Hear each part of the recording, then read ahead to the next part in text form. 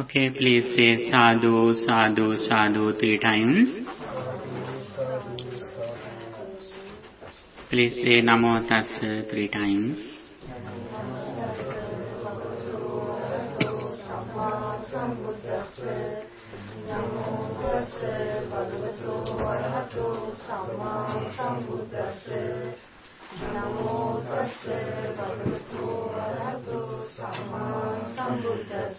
Buddham saranang gacchami, Dhammang saranang gacchami, Sanghang saranang gacchami,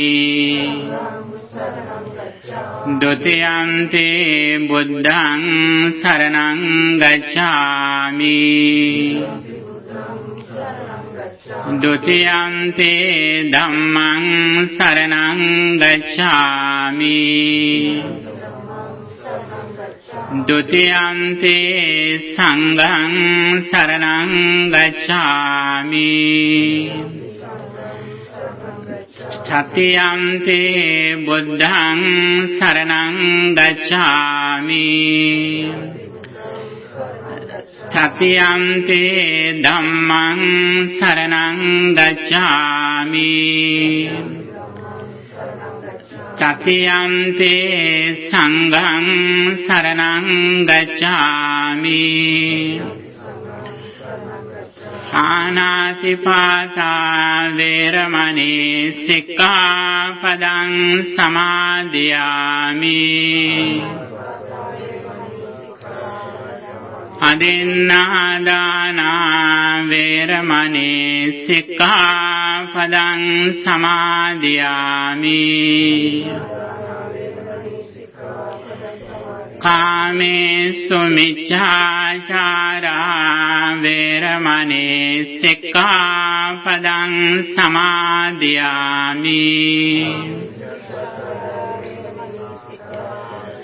Musāvādā veramani sikkhapadang samadhiyami, Surāmeraya majjapamā daṭṭhānā veramani sikkhapadang samadhiyami,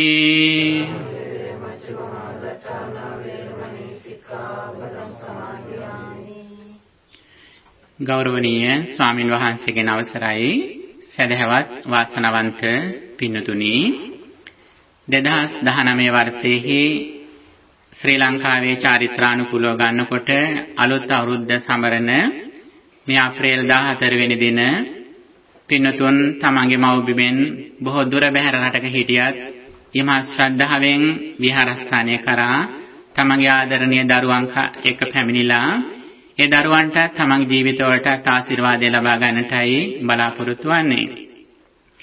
ඉතින් සතිපතා සිදු කරන ධර්ම දේශනාමය වැඩසටහනත් මේට සමගාමීව පැවැත්වෙනවා.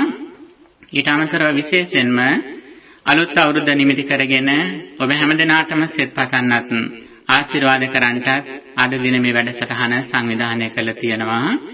ඉතින් පින්තුන් ඉමහා ශ්‍රද්ධාවෙන් සෝදානම් කොට තියෙන මේ මල් පහන ආදී සියලු පූජා ද්‍රව්‍යයන් අප සරණ ගිය අපේ ශාස්ත්‍රෝ වූ බුදුහාමුදුර වෙනුවෙන් පූජා කරන්නටයි බලාපොරොත්තු වෙන්නේ. බුදුරජාණන් වහන්සේ තුල පැවති ඒ උතුම් බුදු ගුණ උදෙසා මෛත්‍රිය ප්‍රඥා ආදී ඒ උතුම් සම්බුදු ගුණ උදෙසා මේ සියලු පූජා ද්‍රව්‍යයන් අපි පූජා කරමු. ඒ වගේම ධර්මයේ දහම් ගුණ උදෙසා මහා සංඝ රත්නයේ සංඝ ගුණ උදෙසා මේ සියලු පූජාවන් පූජා කරමු.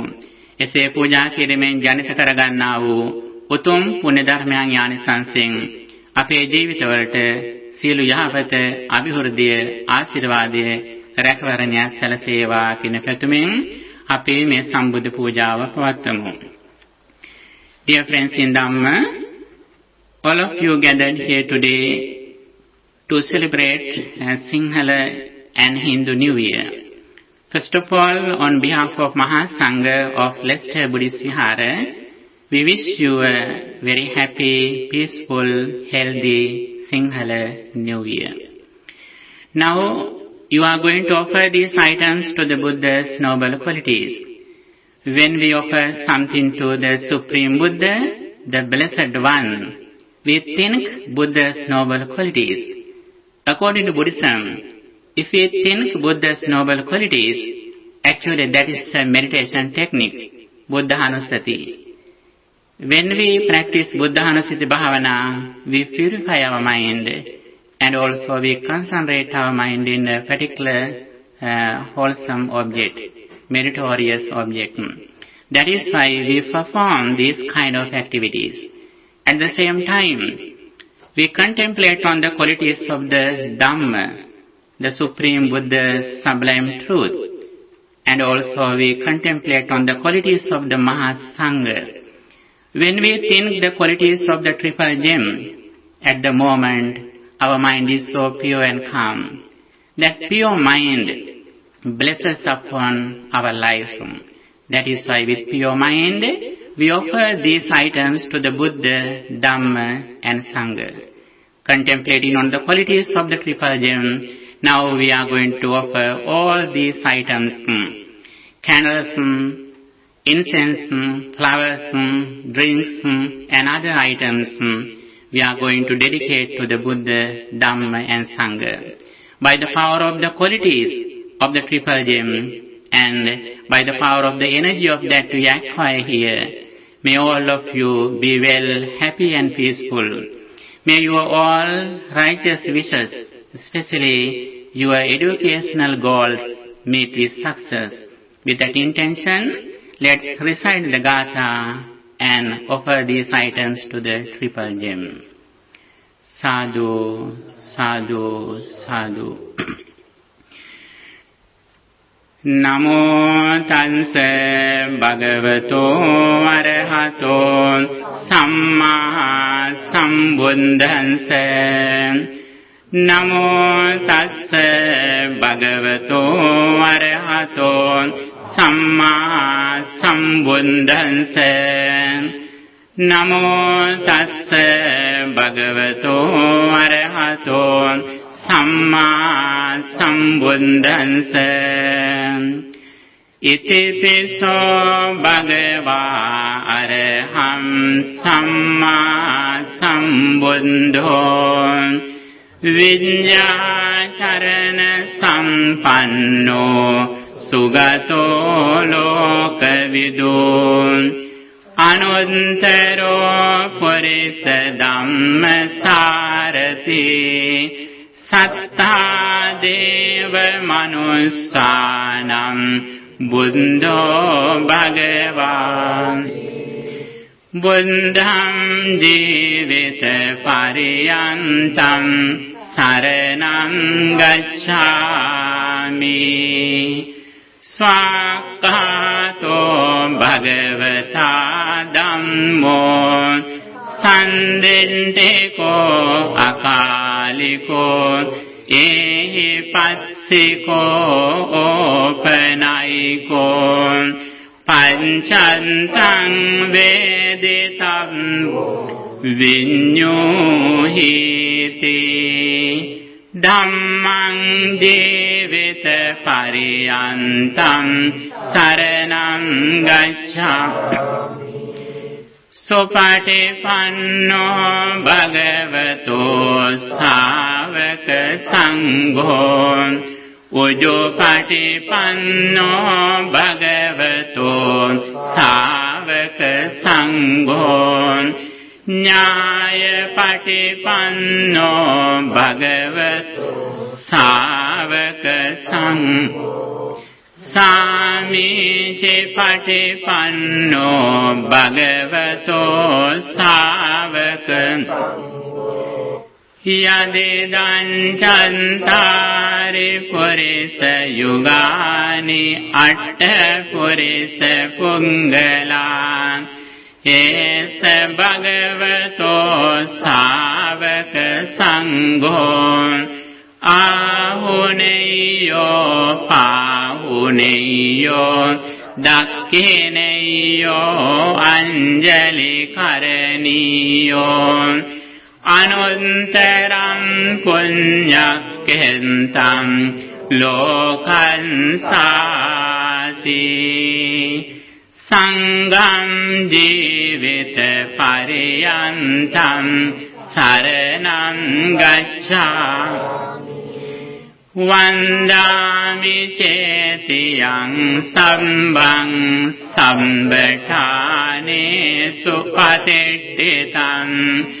saririka dhatu mahabodhim buddharupang sakalang sada ghanasaram padintena dipena tamadang sina tilokadipang sambuddhang pujayami tamonudam gandha sambharayuntena dupenaham sugandhina pujaye pujaniyantam puja bhajana muntamang vanna gandha gunopetam etang kusuma santatim pujayami munindansa siripada saroruhe pujemi buddham kusumena punyena metena labami mokkam puppan milayati yathaidam me kayo tatayati vinasam sugandhang setalang kampang pasanna madurang subhang paniyametang bhagava patiganhatu muntam adevasetunom gilana panchayang imam anukampannupadaya patiganhatu muntamang imena punya kammena mame bala samagamun satang samagamo hotu yavanibbana pantiya sadhu sadhu sadhu ශ්‍රද්ධාවන්ත පින්නතුනි දැන් අපි ටික වේලාවක් බුදුගුණ භාවනාව කළා ලෝක සත්‍යයන් වෙත මෙත්සිත පතුරවන්නටයි බලාපොරොත්තු වෙන්නේ. අප සරණ ගිය අපේ ශාස්ත්‍රූ වූ සම්මා සම්බුදුරජාණන් වහන්සේ තුල පැවති අරහං ආදී උතුම් සම්බුදු ගුණවල ආනිසංසයෙන් ලෝවැසේ සියලු සත්වෝ සුවපත් වේවා කියලා අපි මෙත්සිතින් සෙත් වදනවා. බුදුරජාණන් වහන්සේ කියන්නේ මෛත්‍රියෙන් සහ ප්‍රඥාවෙන් තමන් වහන්සේගේ සිත ඉහෙරටම දියුණු කරපු උත්තමයන් වහන්සේ. ඒ උන්වහන්සේගේ තුල පැවති අසිරිමත් සම්බුදු ගුණවල අනුහසින් ලෝකේ අපමණ දුක් විඳින සත්‍යයන් කෙරෙහි අපි මේ මෛත්‍රී සිත පතුරවලා ඒ හැමට සෙත් පතමු. ටික වේලාවක් අපි භාවනා වඩනටයි සූදානම් වන්නේ. Dear friends in Dhamma, now we are going to practice meditation for a short time. Here especially we contemplate on the Supreme Buddha's noble qualities. The Blessed One developed his mind to the maximum level with compassion and wisdom. His all noble qualities are included into 9. That is the thing that we recite, Itipiso Bhagava Arhan Samma Sambuddho. Contemplating on those qualities one by one, thinking Buddha's spiritual power, we bless all of the people in the world. That is a meditation technique, Buddhanussati. At the same time, While we are practicing Buddhanussati or contemplating on the qualities of the Buddha, we practice loving kindness meditation. That is a very special meditation technique in Buddhism. By practicing loving kindness meditation, we purify our mind from negative thoughts.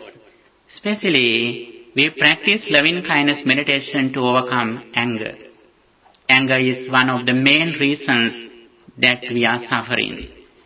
In Buddhist teachings, always the Supreme Buddha encouraged us to practice loving kindness, because that is the very first step on the path of liberation. Here, contemplating on the qualities of the Buddha, we bless all of people in the world. Okay? Please get ready to practice meditation.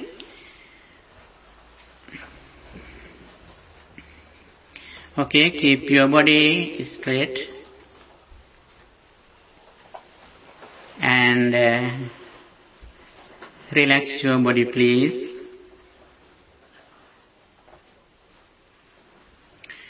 Please keep your right hand on the left hand. Close your eyes gently. Please be aware of your body posture, that you are sitting here from your legs to head.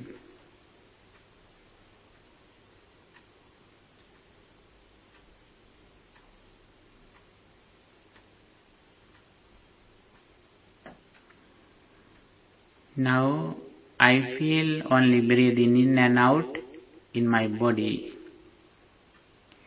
I keep my attention in the present moment. I don't think my past or future. I completely keep my attention in the present moment around the nose or upper lip.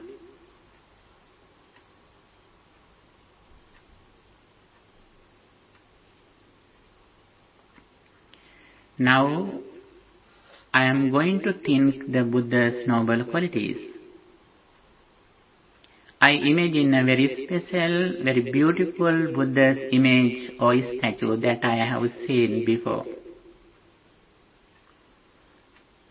The Supreme Buddha, the Blessed One, is in front of me. I think his spiritual qualities.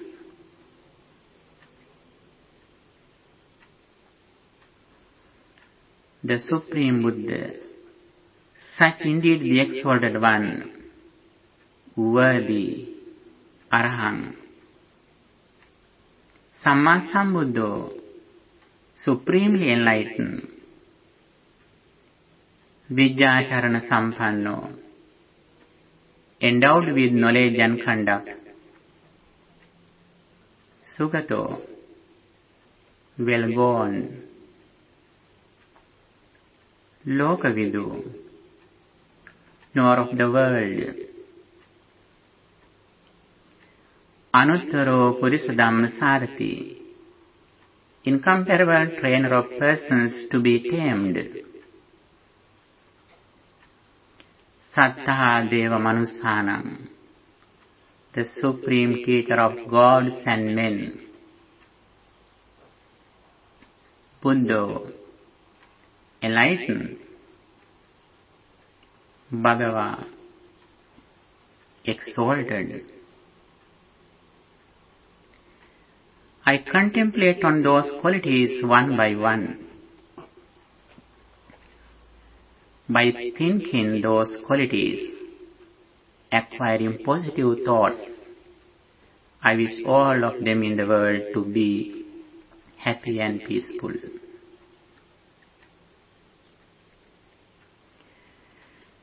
Bhagavato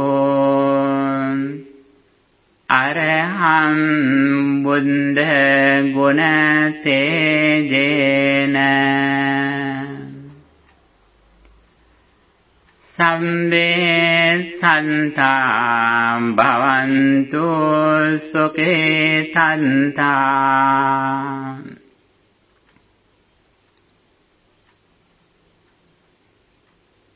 By the power of the quality of the Buddha, Arahant, worthy. May all beings in the world be well, happy and peaceful.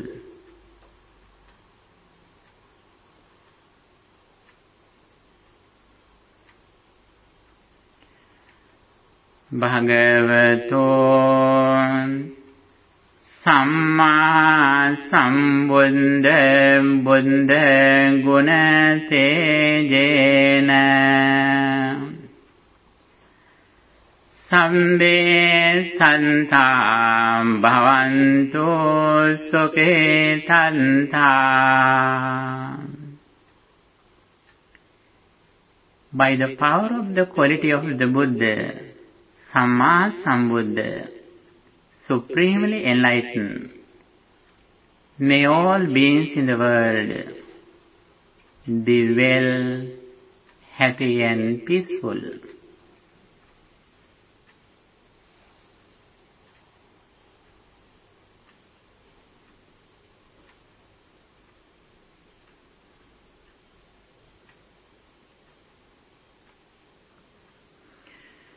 Bhagavato Vidyacharana Sampanna Buddha Guna Tejena Sambe Santam Bhavantu Sukhetanta.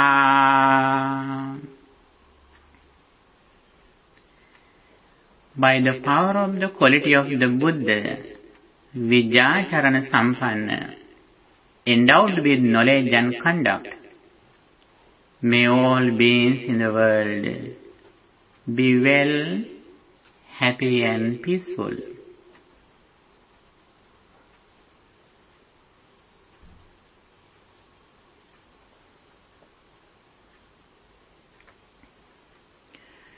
Bhagavato Sugata Buddha Guna Tejena Sambe Santam Bhavantu Sukhetanta.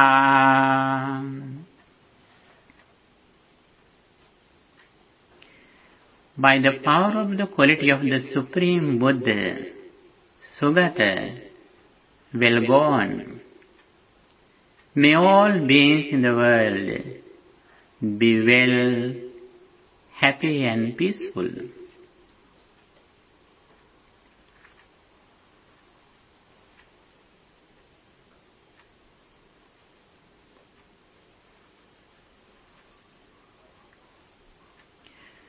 Bhagavato Anuttara Purisa Dhamma Sarati Buddha Guna Tejena Sambe Santam Bhavantu Sukhetanta. By the power of the quality of the Blessed One, Anuttara Purisa Dhamma Sarati, incomparable trainer of persons to be tamed, may all beings in the world be well, happy and peaceful.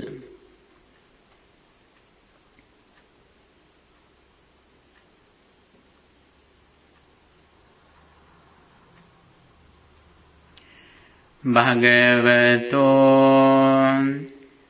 Santa Deva Manussanam Buddha Guna Tejena Sambe Santam Bhavantu Sukhetanta.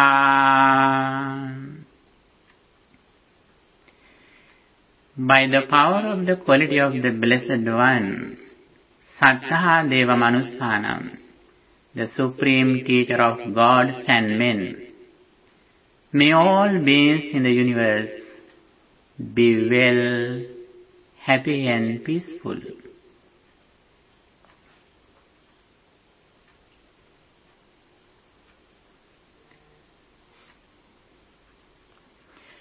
භගවතෝ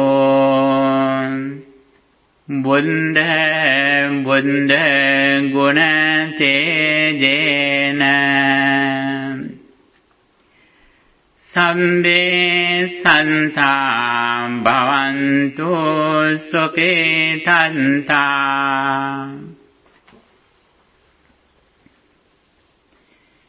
By the power of the quality of the Blessed One, Buddha enlightened, may all beings in the universe be well, happy and peaceful.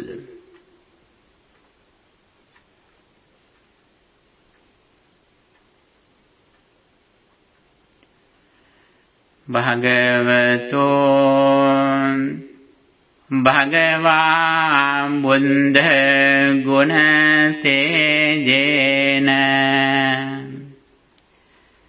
Sambe Santa Bhavantu Sukhitanta.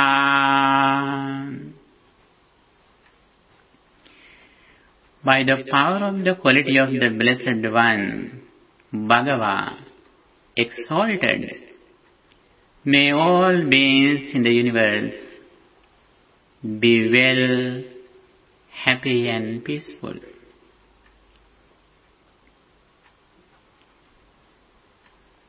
May all beings in the universe be well, happy and peaceful.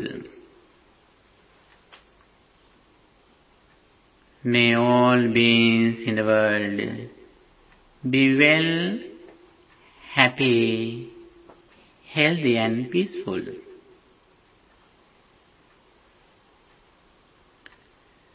May all beings in the world be well, happy, healthy and peaceful.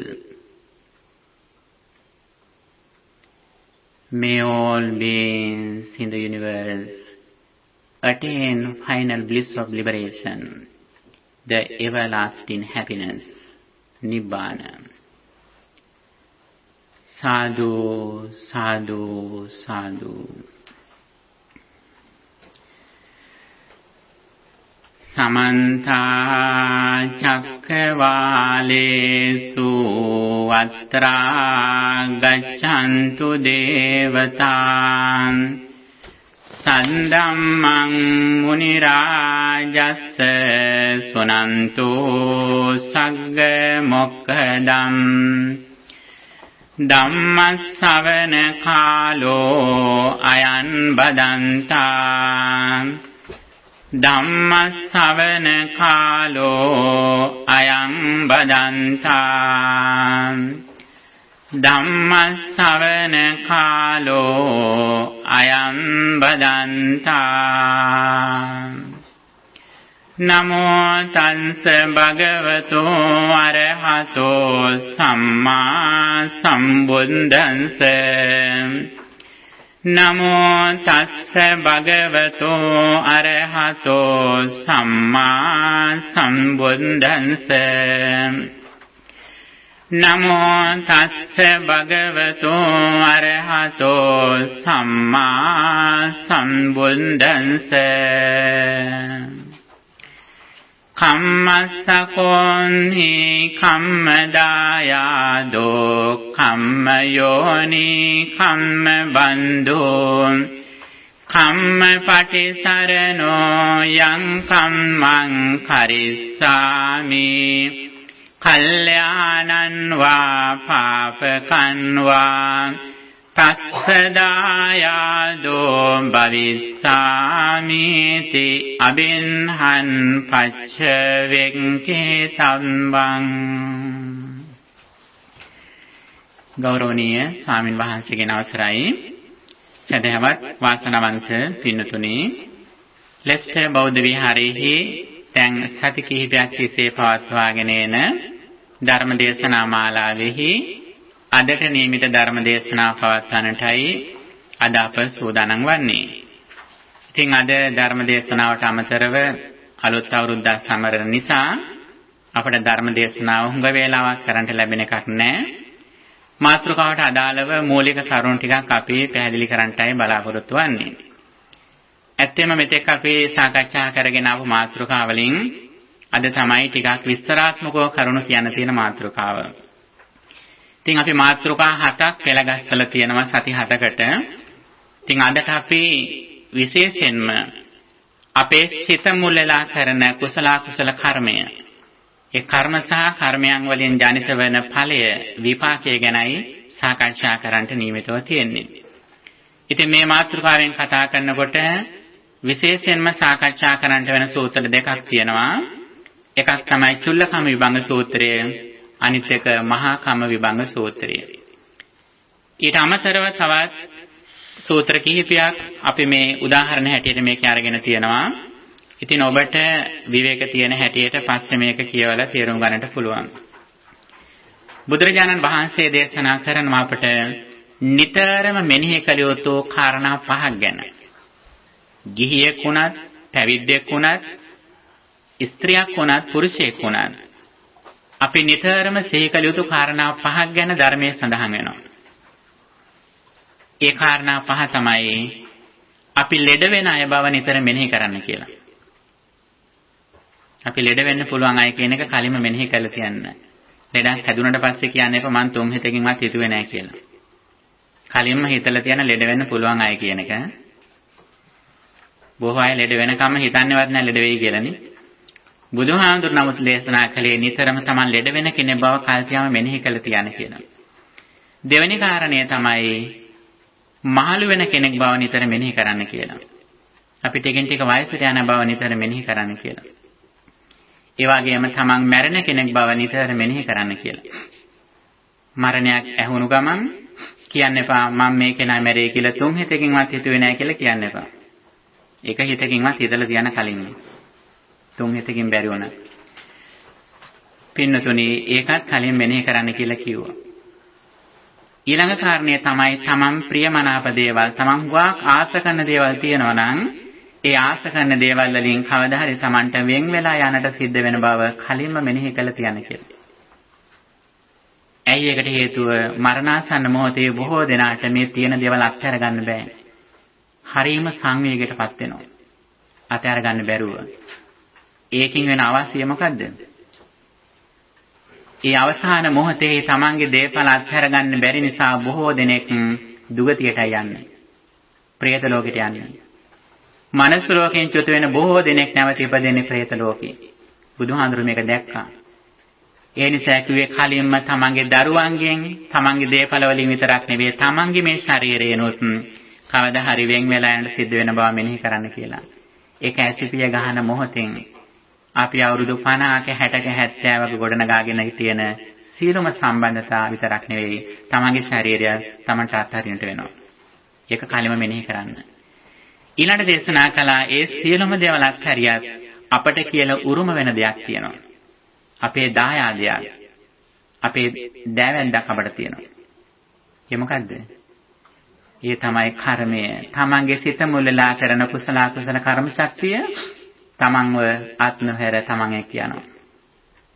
මේකට හොඳ කතා ප්‍රවෘත්තියක් තියෙනවා. ಭಾರತයේ එක්තරා කතා ප්‍රවෘත්තියක් තියෙනවා. එක්තරා ධනවත් පුද්ගලයෙක් ඉන්නවා.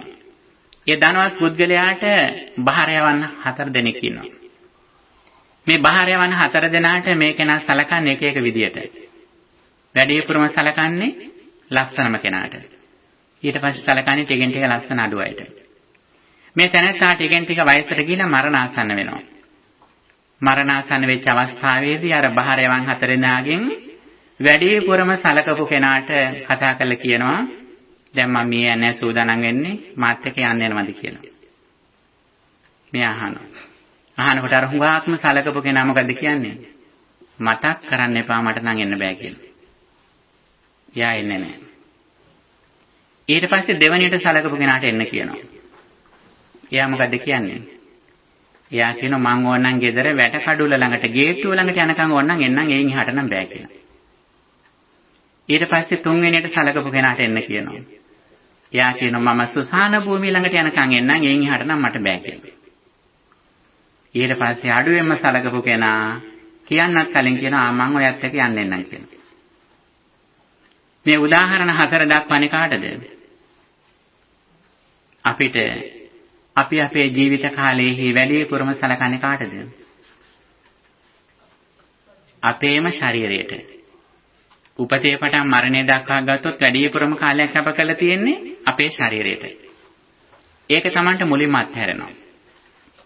දෙවෙනියට වැඩිපුර සලකන්නේ කාටද? වැඩිපුර වියදම් කරලා තියෙන්නේ මොනවටද? ඊඩකඩම් වලට. ගේ දොර වලට.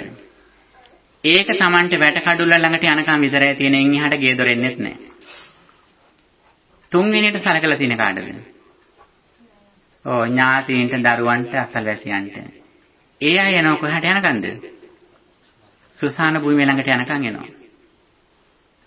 ඊට පස්සේ අඩුවෙන්ම සලකලා තියෙන කාටද? අපේ හිතට. අපේ හිතට තමයි අපි අඩුවෙන්ම සලකලා තියන්නේ. හිත අපිත් එක්ක එනවා පරලොවට යන්න. මේක ඊටම සරල උදාහරණයක්. නමුත් වෙනතුනේ මේකෙන් ලොකු දෙයක්, ලොකු පණිවිඩයක් අපට දෙනවා. අන්නේ හිතට සලකන ආකාරය තමයි බුදුදහමේ වෙන්නේ මේ කර්ම සංකල්පයෙන් අපට උගන්වන්නේ. මේක බුදුදහමේ ප්‍රධානතම ඉගැන්වීමක්. හැබැයි කර්මය විතරක් නෙවෙයි බුදුහාමුදුරෝ දේශනා කළේ අනිත් ඉගැන්වීම් එක ගන්නකොට කර්මය ගැන සඳහන් කළේ අඩුවෙන්. ඇයි ඒකට හේතුව? බුදුරජාණන් වහන්සේ පහළ වෙන කාලේ වන විට කර්මය ගැන ලෝකයේ සමහර අය තේරුම් ගන්න තිබුණේ. අර ළඟදී පොඩි ළමයෙක්ගේ වීඩියෝවක් ඔබ දකින්න ඇතිනේ. අවුරුදු 3මාරක විතර ළමයෙක්. ඒ ළමයා කියනවා, ඒ ළමයා කියන්නේ බුදු සාදු කියලා. බුදු සාදු කර්මය ගැන බොහොම පොඩ්ඩයි දේශනා කළේ.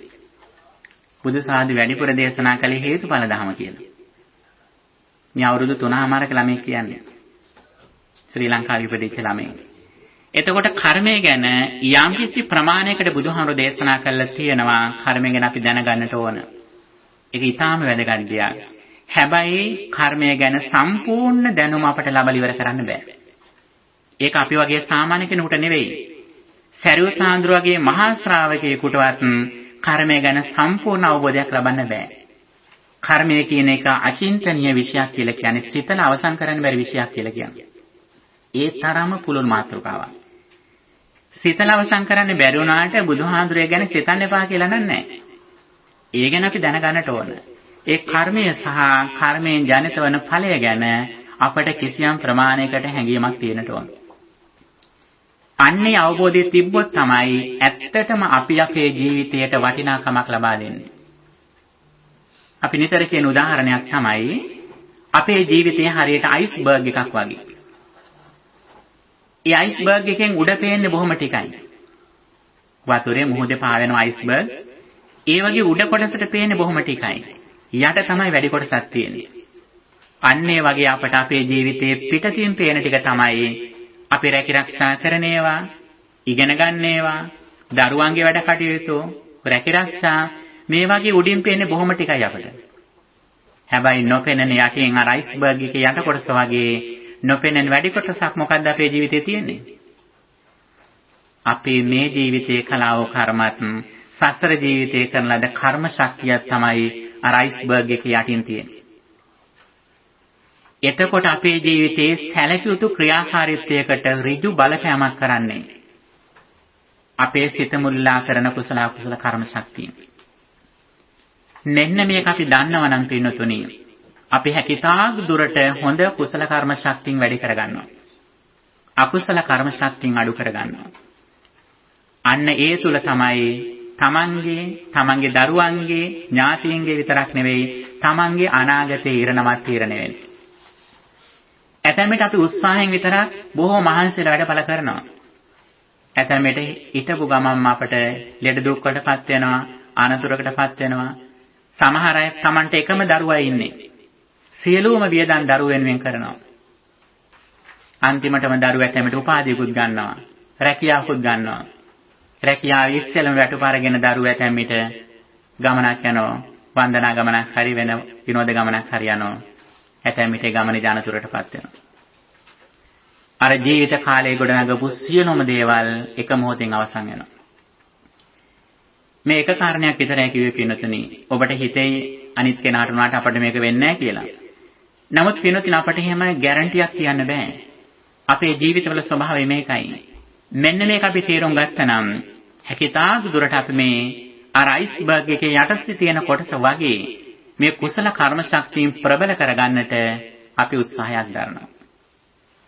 බුදුරජාණන් වහන්සේගේ කාලේ එක්තරා මානවකයෙක් යෝන් වයසේ සිටි තරුණ පුද්ගලයෙක් දිනක් බුදුරජාණන් වහන්සේ වෙත ආවා.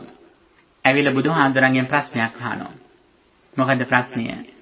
බුදුරජාණන් වහන්සේ ලෝකේ ඉන්න සමහර අය බොහෝ කාලයක් ජීවත් වෙනවා, දීර්ඝායුෂ්කයි.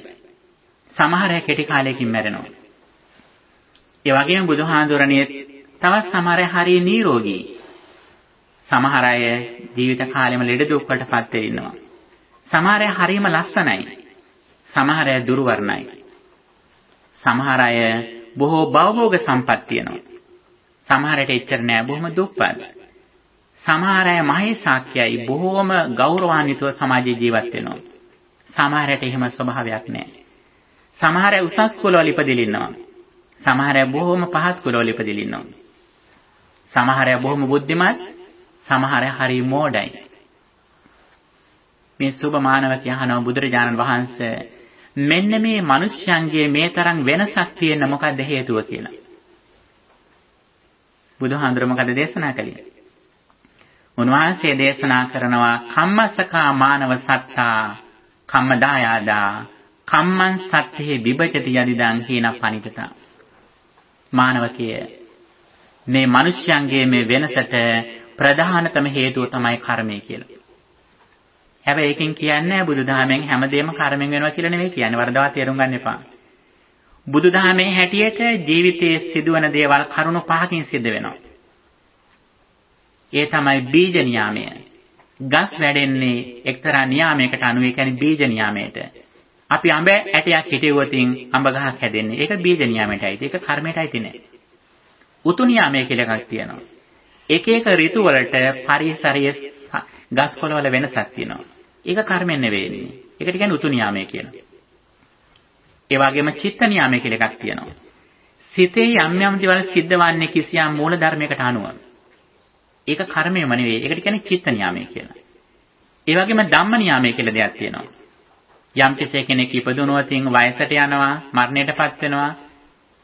ගහකොළ උඩට හැදෙන්නේ, ගංගාවල් පල්ලෙහාට ගලන්නේ, ඉර පායනවා, හඳ පායනවා. මේ වගේ දේවල්ට කියන්නේ ධම්ම නියාමය කියලා. අන්නේ නියාම ධර්ම අතරින් එකක් තමයි කම්ම නියාමය කියලා කියන්නේ. කර්ම સિદ્ધාන්තය කියලා කියන්නේ. හැබැයි මේ කර්ම නියාමය අනිත් ඒවත් එක්ක එකට සම්බන්ධ වෙලා ක්‍රියාත්මක වෙනවා. මෙන්න මේ බව තේරුම් ගන්න කෙනා කරන්නේ මොකද්ද? සබ්බ පාපසකරණම් කියපු විදිහට හැකිතාක් දුරට අකුසලෙන් මිදෙනවා. කර්මය කියන්නේ මොකද්ද? චේතනාහං භික්ඛවේ කම්මං වදාමි චේතයිත්වා කම්මං කරෝති කායේන වාචාය මනසා කියලා. කර්මය කියන්නේ මනස මුල් වෙලා කරන එවොලුෂනල් ඇක්ෂන්ස් වලට කර්මය කියලා කියන්නේ.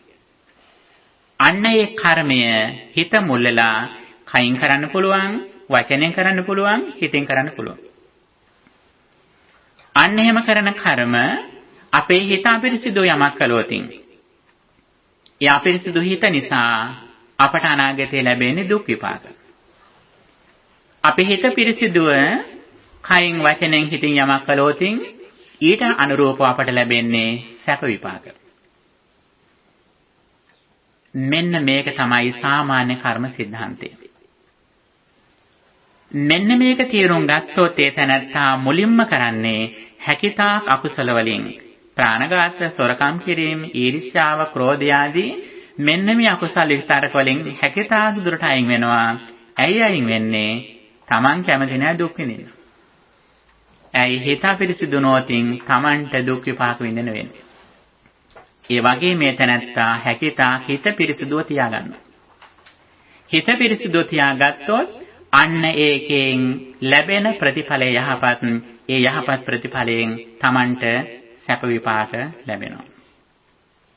Here we are discussing the karmic law in Buddhism. That is one of the main topics in Buddhism. It says as actions, volitional actions. Whatever we do with intention, according to our mental condition, we will have the same results. If we do something with impure mind, as the result of polluted mind, we will have negative results, black results. If we do something with impure mind, physically, verbally or mentally, we will have bad results, negative results. That is why Buddha specially explains that not to do evil, sabba papasa karanam. That is the very first advice of the all Buddhas who appeared in the world. What are the negative activities, evil actions? Especially in Buddhism, there are 5 things that we should not do. We say the Panchasila: not to kill beings, not to do false speech or telling lies, not to do sexual misconduct, not to drink alcohol, and the other one is? Yes, not to steal. These are the 5 things that we should avoid. And then we can see the results in our life. If we do these negative thoughts, unwholesome deeds in our life, it means we will have problems, troubles in our life. That is why the Blessed One very kindly advised us to not to do these kind of negative activities. That is the first thing that we do with the understanding of the karmic law. The karmic law means whatever we do with intention, according to our present mental condition, we will have the same results. On the other side, if we do something with pure mind, physically, verbally or mentally, we will have the same results. What are the good deeds that we can do? According to Buddhism, there is a special discourse, Mangala Sutta, the discourse of blessings. When our mind is pure and calm, automatically supreme blessings happen in our life. Here also, you have come here for blessings. Actually, as monks, we can give you blessings. We do only the preparing the situation that you can create blessings by yourself in your mind. When your mind is pure, automatically a lot of blessings happen in our life. What are the blessings in our life? Dhanancha etam mangalamuttamam. Practicing generosity is a blessing. It is not just a blessing, it is a supreme blessing. Mata pitu pattanam. If we take care of our parents, that is also a supreme blessing. Dhammacharyacha. If we live with good discipline, righteously, that is also a blessing. Katanyuta. Gratitude is a supreme blessing. Dhammacharya. Dhammasavanam. Dhammasakacha. Listening to Dhamma is a blessing. Discussing Dhamma is a supreme blessing. And finally Buddha says, realizing the Four Noble Truths is a supreme blessing. If we can understand the arising and ceasing of suffering according to what Buddha taught, that is also a supreme blessing.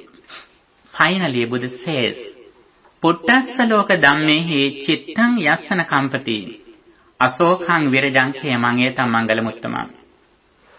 Among the worldly conditions, Attaloka Dhamma, if we can make an unshaken mind, balanced mind, actually that is the highest supreme blessing in our life. By practicing Dhamma, by practicing meritorious deeds, we try to make an unshaken mind, balanced mind. That is the highest blessing in our life, according to what the Supreme Buddha explained. This is the thing that we do in the name of karmic law. Even though we practice some deeds in our life, Buddhism says not only worldly actions, but Buddhism especially explains a very special karma. What is that? Usually, worldly people, they know only evil actions and meritorious actions. Even though we practice some good deeds such as generosity, virtue, meditation, we think still there is person outside. What is the nature of our activities? When we do something, when we experience something, we think that before we experience something, there was something outside. After we experience something, the conditions that cause us to experience is still happening. That is the nature of our mind. Actually, that is true, but according to only conventional truth. When we go to the deeper level in the absolute truth, actually that is not true. When Buddha appeared in the world, there were some persons who had realized the karmic energy, but they have realized only evil actions and meritorious actions. Even though they practiced some good deeds, they thought that there is a world.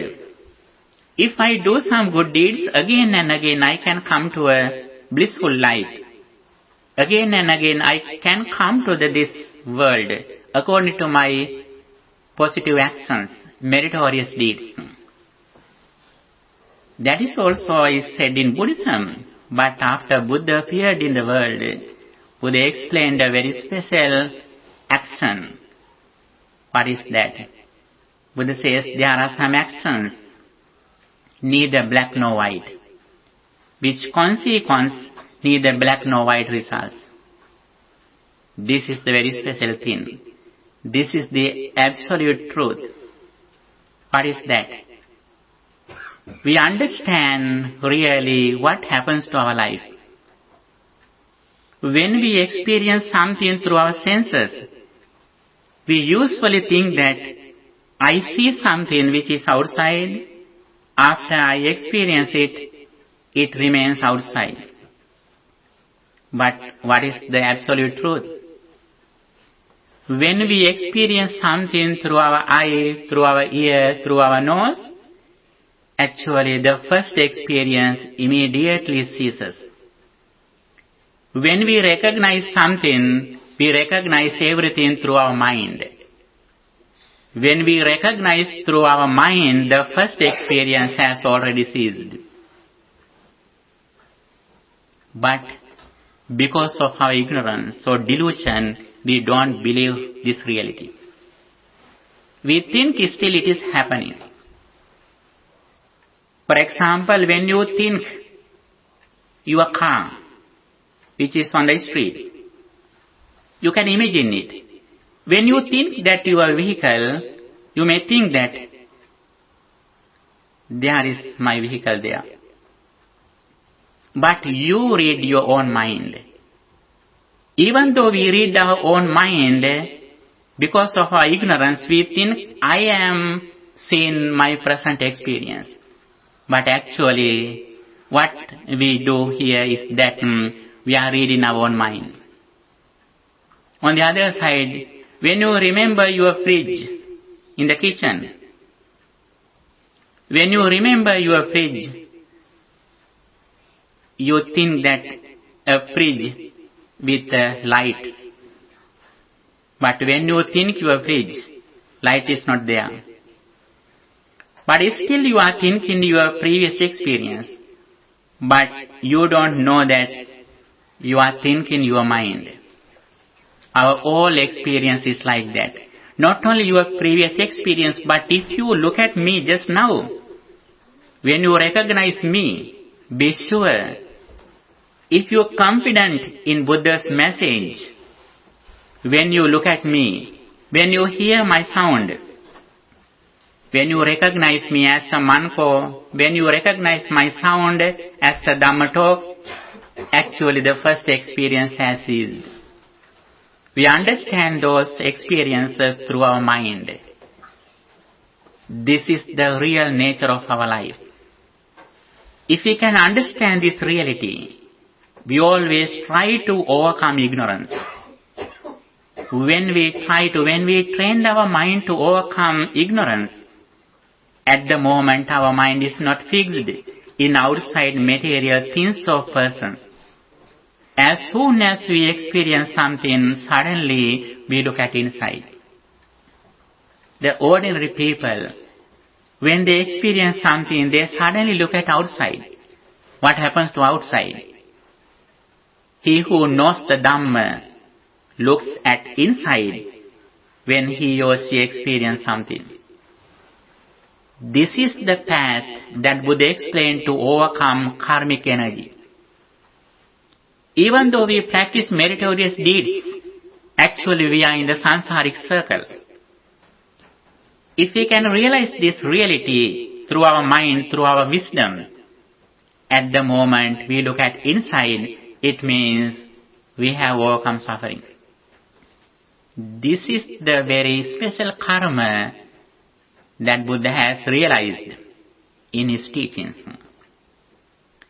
For that, first of all, we should understand this theory, then we should practice in one side concentration, on the other side we should practice insight meditation. This is the path that Buddha has explained for his 45 years. In one side, Buddha encouraged us to practice good deeds. Why is that? Because we don't know when we die. When we die, we should have a guarantee that I never fall into a hell. That is why Buddha very kindly emphasizes us to practice good deeds. Practice in generosity, practice in virtue or moral conduct, practice in meditation. We develop our mind in the conventional truth. According to 3 meritorious deeds, Buddha pointed out the highest merit that we can practice in the conventional truth for the well-being of the people. What is the highest merit that we can practice in the mundane level, in the conventional truth? Practice in meditation. Especially if we can practice loving kindness meditation, thinking that may all beings be well, happy and peaceful, again and again. Actually, this is the very highest merit that we can practice to purify our mind.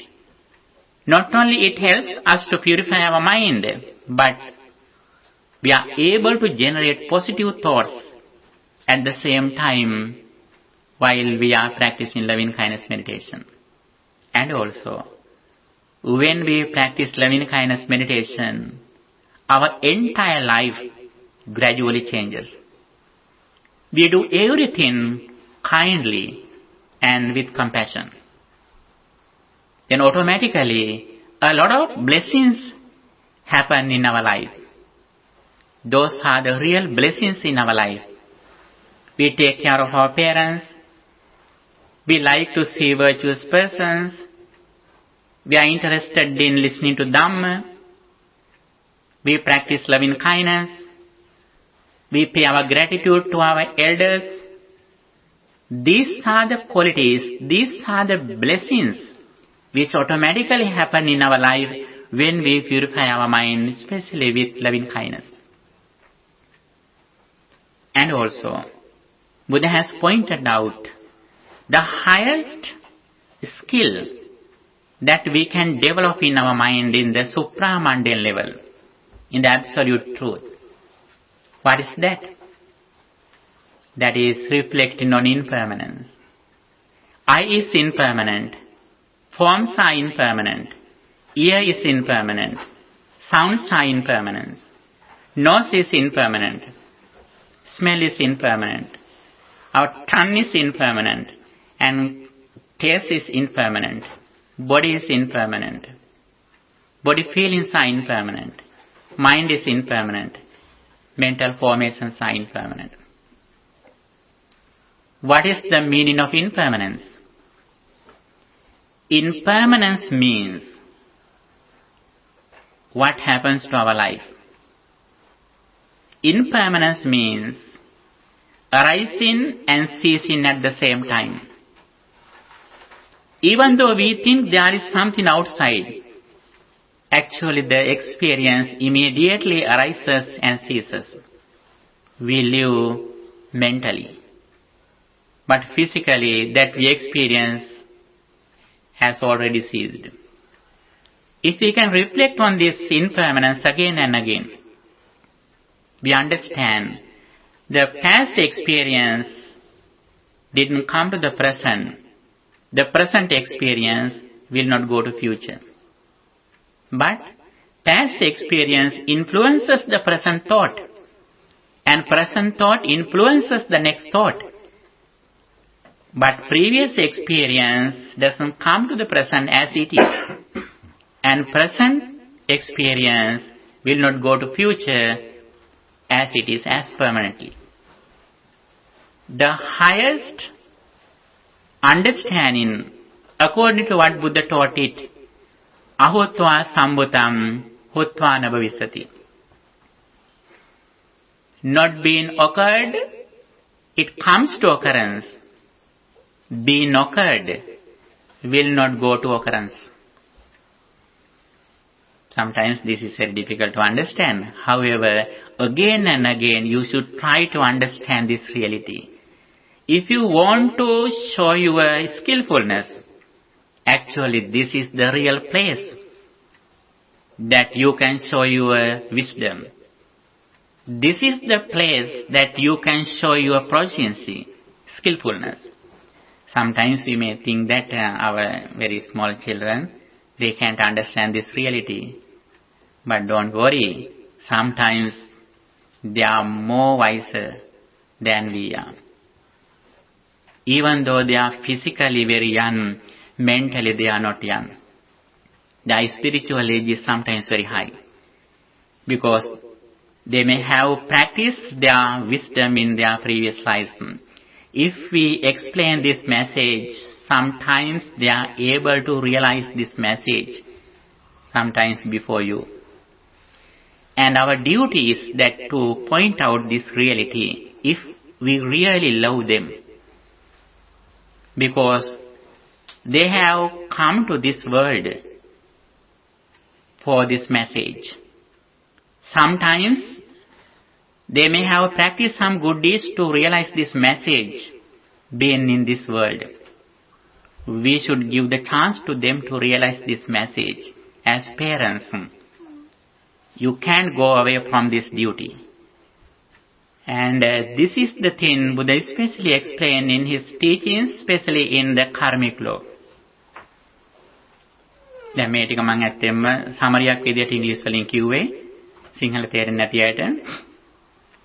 තව ටිකක් ගැඹුරට යනකොට කර්මය ගැන කියන කාරණා තියෙනවා. ඇත්තෙන්ම කර්මය ගැන දින ගාණක් වුණත් කතා කරන්න පුළුවන් අනුශාසනා බුදුදහම තුල තියෙනවා. එයින් එක කරුණක් මා විශේෂයෙන් සඳහන් කරන්න කැමතියි. බුදුරජාණන් වහන්සේගේ කාලේ එක්කෙනෙක් ප්‍රශ්නයක් ඇහුවා. මොකද ප්‍රශ්නය? බුදුහාමුදුරනේ පුද්ගලෝ දෙන්නෙක් ඉන්නවා. එක පුද්ගලයෙක් කිසියම් කර්මයක් කරනවා. අපි කියමු සොරකමක් කියලා. ඒ වගේම කර්මයක් තවත් කෙනෙක් කරනවා. සොරකමක්ම කියලා කියමු. එක්කෙනෙක් අර කරපු අකුසල කර්මෙන් එයා දුගතිගාමී වෙනවා. අනිත් කෙනා ඊට සමාන කර්මයක් කරනවා. එයා දුගතිගාමී වෙන්නේ නැහැ, සුගතියට යනවා. දැන් අපට උනත් තියෙන ප්‍රශ්නයක් නෙමෙයි මේකනේ. දැන් අපි මෙච්චර හොඳ වැඩ කරනවා අපිට මේ කරදර අහවලා අර ඉන්නේ විදිය බලන්නේ ඒගොල්ලන්ට කිසි කරදරයක් නැහැ කියලා අපි හිතනෝනේ. පින්නොතිනේ කලබල වෙන්න එපා. අපි එහෙම කියන්නේ ඇත්තටම අපිට මේ දිගු සංසාරේ පේන්නේ නැති නිසා. අපට පේන්නේ ඊටාම ටිකයි. දැන් අපි කියමු දැන් මෙතන කවුරු හරි හොඳට වාඩි වෙලා ඉන්නවා. එකපාර කවුරු හරි කෙනෙක් ඇවිල්ලා දොරත් අරගෙන ඇවිල්ලා යාට ගහලා යනවා. අපි මොකද කියන්නේ? අනේ බලන්න මෙච්චර මේ සීල ආරම්භ බණත් අහමින් ඉති අහිංසක කෙනාට අර කරපු වැඩේ නිර්දෝෂී කරපු කෙනාට වැඩේ කියලා අපි කියන්නේ නේ. නමුත් මොකද වෙලා තියෙන්නේ ඇත්තටම? යා මගේදී මේ කාටද ගහලා ඇවිල්ලා මේකයි. කාට හරි මේ හානියක් කළා ඇවිල්ලා යා මේ හොයාගෙන ඇවිල්ලා ගහලා යනවා මේ අන්තිම. අපි අර ටික දන්නේ නැති නිසා අපි කියනවා අනේ මේ අසරණ කෙනාට බොහොම අහිංසක කෙනාට අසාධාරණයක් වුණායි කියලා. ඊ අපිට මේ පොඩි දේ පේන්නේ නැතුව. එතකොට මේ සසර ගත්තොත් කොහොමද? අපිට කොච්චර පොඩිද පේන්නේ නේ? අපි මේ අවුරුදු 50 60ක දේවල් ටික බලලා තමයි අපි තීරණය කරන්නේ මේ මිනිසුන්ට අසාධාරණයක් වෙනවා කියලා. නමුත් පින්නතුනි මේ ලෝකේ කාටවත් අසාධාරණයක් වෙන්නේ නැහැ. කර්මයේ විසින් අපි හැම දිනාටම නියම සාධාරණයේ නියම වෙලාවට ඉෂ්ට කරනවා. අපට තියෙන පින්නතුනි හිත පිරිසිදුව උපරිම ලෙස ලෝකයට යහපත කරන එක විතරයි. බුදුහාඳුර මේ ප්‍රශ්නේ අහුවම බුදුහාඳුර උත්තරයක් දෙනවා ලස්සන උත්තරයක්. බුදුහාඳුර දේශනා කරනවා සමාන ලුණු කැට දෙකක් ගන්න. සමාන ලුණු කැට දෙකක් අරගෙන එක ලුණු කැටයක් වතුර තියෙන කුඩා වීදුරුවකට දාලා දිය කරන්න. අනිත් ලුණු කැටය අරගෙන ගඟකට දාලා දිය කරන්න. ඊට පස්සේ බලන්න ලුණු රහ දෙකේම ගඟට ඇඟිල්ල දාලා දිව ගාලා බලන්න ලුණු රහ තියෙද කියලා. අර වීදුරුවට ඇඟිල්ල දාලා බලන්න දිව ගාලා ලුණු රහ තියෙද කියලා. ඔබ දන්නවනේ උත්තරේ නේද? එතකොට අර වතුර වීදුරුවට දාපු මේ ලුණු කැටේ රස එතන තියෙනවා. හැබැයි ගඟට දාපු ලුණු කැටේ ලුණු රස දැනෙන්නේ නැහැ. අන්න ඒ වගේම තමයි පින්නතුනි.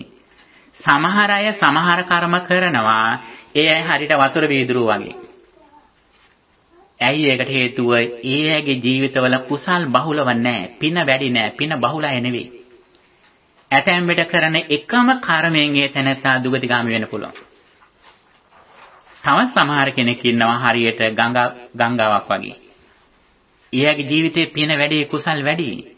මේ ආත්ම විතරක් නෙවෙයි. සසර බොහෝ ආත්ම භාවල කරපු පින්කංගයේ තැනැත්තාගේ මුළු ජීවිත කාලෙම පැතිරලා තියෙනවා. ඇතැම්මනේ මේ ජීවිතේ ඉතර පිනක් කරන්නේත් නැහැ කට්ටිය. අර සසර කලාව පින ඊටාම බලවත්. ඒ නිසා ඒ ඇයට දැනට ඒ කරන අකුසල විපාක දෙන්නේ නැහැ.